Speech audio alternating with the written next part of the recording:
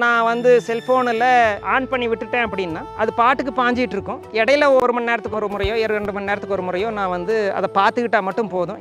எந்த ஜோனில் போயிட்டுருக்கு, எந்த வால்வில் தண்ணி போயிட்டுருக்கு அப்படிங்கிறது எல்லாம் வந்துட்டு எங்கே இருந்தாலும் இதை செஞ்சுக்கலாம். இப்போ நான் கோவிலுக்கு போகிறேன் அப்படின்னா கூட நான் கோவிலில் இருந்தே இதை வந்து ஆன் பண்ணி விட்டுக்கலாங்க. இது வந்து ஒரு டைப் ஆஃப் பாசிபிலிட்டியை எங்களுக்கு ஏற்படுத்தி கொடுத்ததுங்க. எங்கே வேணாலும் எங்களால் இப்போ தண்ணி எடுத்துகிட்டு போக முடியும். அவை அனைத்தையுமே வந்து என்னோட செல்ஃபோனில் நான் கண்ட்ரோல் பண்ணிக்க முடியும். நான் எதற்குமே வந்துட்டு அங்கே போய் அந்த வால்வை திருப்பி விடணும், இங்கே போயிட்டு இது பண்ணணும் அப்படிங்கிறது இல்லைங்க. இது பண்றதுனால என்ன ஆச்சு அப்படின்னா எங்கனால வந்து சுலபமா தண்ணீரை வந்து எல்லா இடத்துக்கும் எடுத்துட்டு போயிட்டு நல்லா பயிர்களை வந்து வளர்த்துறது முதற்கொண்டு எல்லாமே வந்து சிறப்பாக நடந்துட்டு இருக்குதுங்க. 200-300 மரங்களுக்கு பக்கம் அந்த மாதிரி வச்சோங்க. கிட்டத்தட்ட ஒரு 50% வந்துட்டு தண்ணீர் வந்து சரியான நேரத்தில் சப்ளை பண்ணாதனால வாடி போச்சுங்க. இப்போ அந்த பிரச்சனை இல்லைங்க. இப்போ நாங்கள் வந்து மறுபடியும் ஃப்ரெஷ்ஷாக வந்து ஆரம்பிச்சிருக்கிறோம். நயகராவுடைய சொல்யூஷன் வந்துட்டு எங்களுக்கு மிகவும் உதவியாக இருக்குது.